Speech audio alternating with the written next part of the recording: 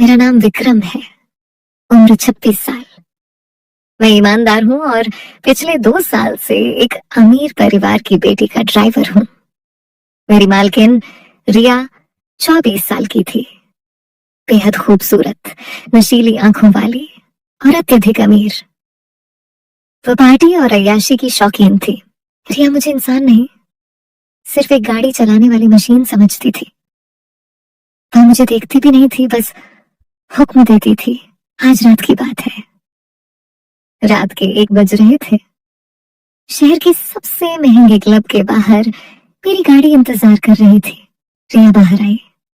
वह अपने पैरों पर मुश्किल से खड़ी थी। उसने टाइट काले रंग की ड्रेस पहनी थी जो कम थी और उसके बदन को पूरी तरह से उजागर कर रही थी। वह जबरदस्त नशे में थी। उसके बाल बिखरे थे और उसका चेहरा गुलाब की तरह लाल था। उसका दोस्त उसे धक्का देकर मेरी कार की पिछली सीट पर फेंक गया। रिया ने अंदर आते ही जोर से चिल्लाकर कहा, तेज चला विक्रम, बहुत तेज। मुझे उल्टी आ रही है। गाड़ी अंधेरी और सुनसान सड़क पर चल रही थी। रिया का नशा बढ़ रहा था। उसने अजीब सी आवाज निकाली, रुको कार, रुको। मैंने तेज ब्रेक लगाया। रिया आगे की सीट से टकरा गई। मैंने पीछे मुड़कर देखा। रिया बुरी तरह कांप रही थी। वह संभाल नहीं पा रही थी। मुझे लगा कि वह कार के अंदर ही उल्टी कर देगी। ये सोचकर ही मेरा दिमाग खराब हो गया। मैंने झट से दरवाजा खोला और पीछे की सीट पर गया। रिया रो रही थी। विक्रम, मुझे संभालो, मैं मर जाऊंगी। मैंने बिना कुछ सोचे रिया को पकड़ा और कार से बाहर निकाला। रिया का सारा वजन मेरे मजबूत कंधों पर आ गया। उसका गर्म और नशे में डूबा बदन मेरे बदन से चिपक गया। मैंने पहली बार रिया को इतनी करीब से छुआ था। मैंने उसे सड़क के किनारे बिठाया। रिया उलझन में थी। नशे में वो बड़बड़ा रही थी। मैंने रिया को पानी दिया। रिया ने बेहोशी की हालत में पानी पिया। रिया ने सहारा लेने के लिए मेरे हाथ को कस कर पकड़ा। अंधेरी सड़क पर दूर दूर तक कोई नहीं था। रिया की मादक खुशबू और वाइन की तेज गंध मुझे बेकाबू कर रही थी। रिया का चेहरा मेरे बहुत करीब था। नशे में उसने हल्की सी मुस्कुराहट दी और धीमे से कहा, तुम बहुत हैंडसम हो विक्रम। क्यों ड्राइवर हो? उसका यह सवाल और मासूमियत मेरे अंदर की सहनशीलता को तोड़ रही थी। मैंने तुरंत रिया को वापस कार में बिठाया। मुझे पता था कि अगर मैं एक पल भी और वहां रुका तो मैं सीमा तोड़ दूंगा। हम रिया के आलीशान बंगलो पहुंचे। रात के 2 बज चुके थे। रिया के माता पिता शहर से बाहर थे। घर पूरी तरह खाली था। मैंने कार से निकलकर रिया का दरवाजा खोला। रिया पूरी तरह बेहोशी की हालत में थी। उसे अकेले छोड़ना खतरनाक था। मैंने झट से रिया को उठाया। रिया का वजन हल्का था, पर उसका बेजान शरीर मेरे बदन पर कसकर चिपक गया। उसका खुला बदन मेरे हाथों को छू रहा था। मेरे अंदर बिजली दौड़ गई। मैंने अपनी आंखें बंद कर ली, पर इच्छा की गर्मी को बंद नहीं कर पाया। मैं रिया को धीरे धीरे सीढ़ियां चढ़ाकर उसके बेडरूम तक ले गया। बेडरूम विलासिता से भरा था। मैंने रिया को नरमी से पलंग पर लेटा दिया। वो बेसुध पड़ी थी। मैं पलंग के पास खड़ा था। सांसें तेज थी। मुझे तुरंत निकल जाना चाहिए था। ये मेरी ड्यूटी थी और ड्यूटी पूरी हो गई थी। पर रिया, वो मेरे सामने थी, कमजोर, बेसुध और बेहद आकर्षक। अंधेरे में मेरे दिल ने शैतान की बात मान ली। मैंने पहली बार महसूस किया क्योंकि मैं ड्राइवर नहीं हूं, मैं विक्रम हूं और मेरे पास आज रात मालकिन को नियंत्रित करने की पूरी शक्ति है। मैंने धीरे से अपने बूट उतारे। मैंने आहिस्ता से अपना दरवाजा बंद करके पलंग के पास खड़ा था। रिया गहरी बेसुधी में थी। उसकी ड्रेस पूरी तरह बिगड़ चुकी थी और उसे कस रही थी। मैंने तर्क दिया कि उसे आराम चाहिए। ये गलत काम के लिए खुद को समझाना था। मैंने धीरे से रिया के पास झुका। मेरी सांसें गर्म थी। पहली बार मैंने किसी अमीर लड़की को इतनी करीब से छुआ था। मैंने धीरे धीरे उसके बदन से ड्रेस को अलग करना शुरू किया। मेरे हाथ कांप रहे थे, पर इच्छा हावी थी।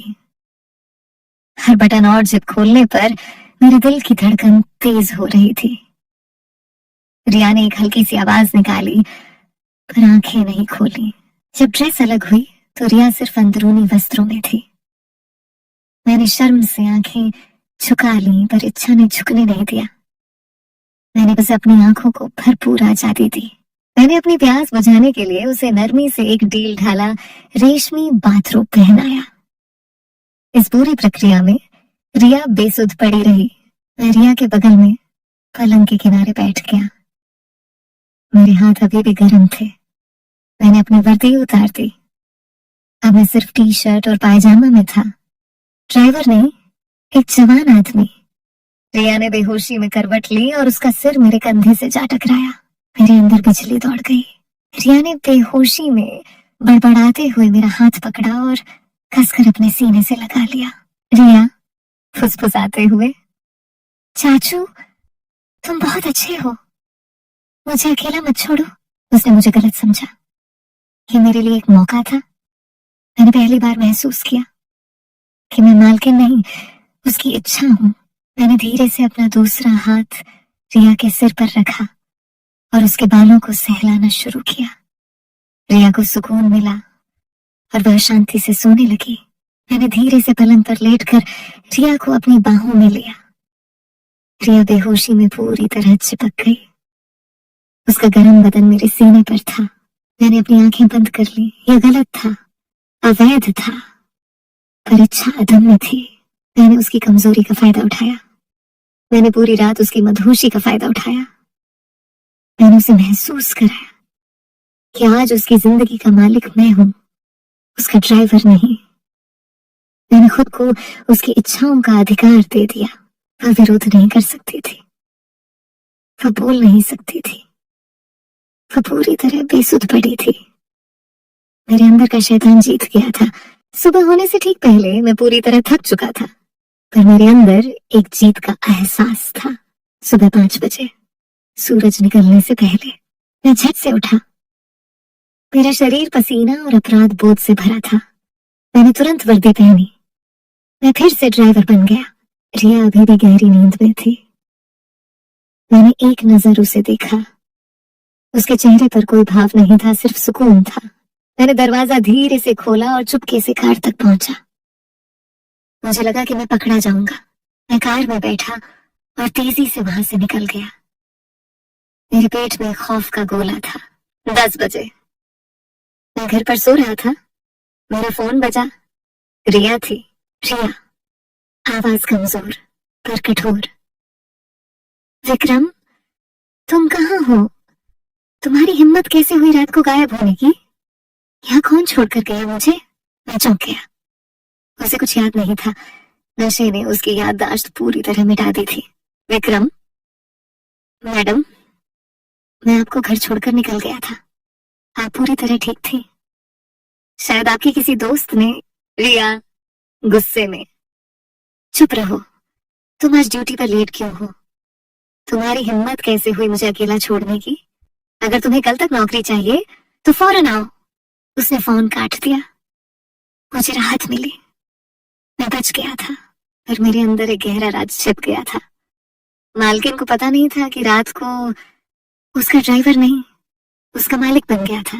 मैं वापस ड्यूटी पर लौट आया, पर अब मैं सिर्फ ड्राइवर नहीं था। मेरे अंदर एक जीत थी और रिया के प्रति एक अजीब अधिकार का भाव था। रिया बिल्कुल सामान्य थी, सिवाय इसके कि वह थोड़ा सहमी सी थी। उसने अजीब सी खरोंच और दर्द महसूस किया, पर नशे की वजह से उसे याद नहीं था। एक दोपहर रिया पिछली सीट पर बैठी थी। उसने गुस्से में कहा, विक्रम, मुझे आजकल अजीब लगता है। तुम गाड़ी चलाते हुए मुझे बार बार क्यों देखते हो? तुम्हारी आंखों में क्या है? विक्रम, आंखों में गहरा भाव। मैडम, मैं सिर्फ आईने में सड़क देख रहा था। पर हाँ, आप बदल गई हैं। आप पहले से ज्यादा शांत लगती हैं। रिया झुंझला गई, पर चुप हो गई। उसे महसूस हो रहा था कि कोई चीज बदल गई है, पर वह पहचान नहीं पा रही थी। मैंने जानबूझकर रिया को एक ऐसी निशानी दिखानी शुरू की जिससे उसे याद आए। एक शाम रिया को अकेले छोड़कर मैं चाय बनाने गया। मैंने जानबूझकर टेबल पर वही गुलाबी वाइन का कॉर्क रख दिया जो उस रात उसके कमरे में खुला था।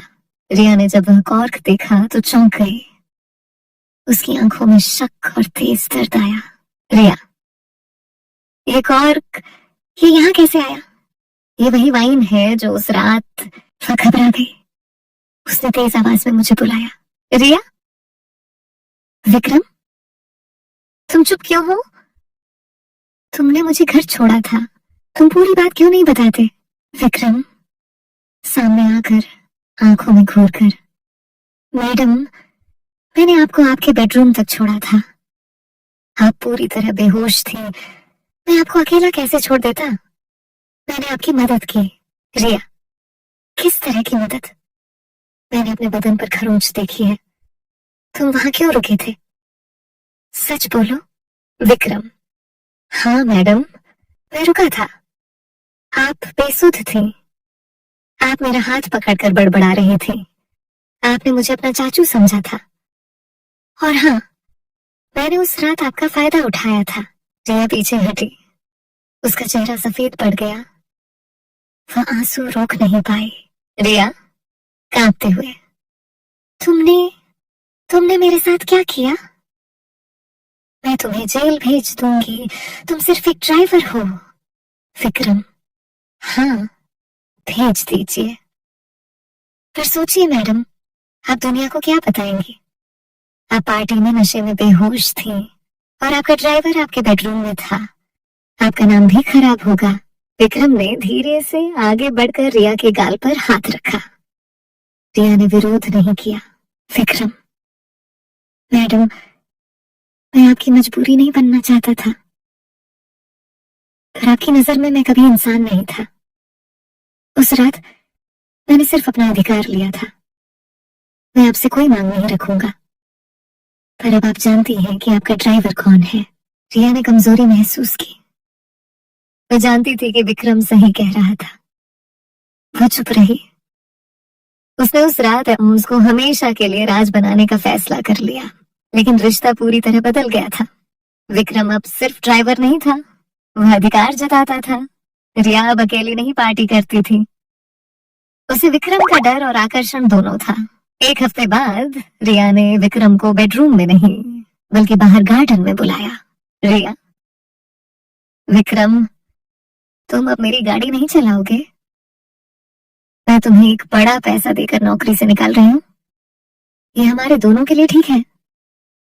और हाँ, उस रात का राज मेरे साथ ही दफन होगा।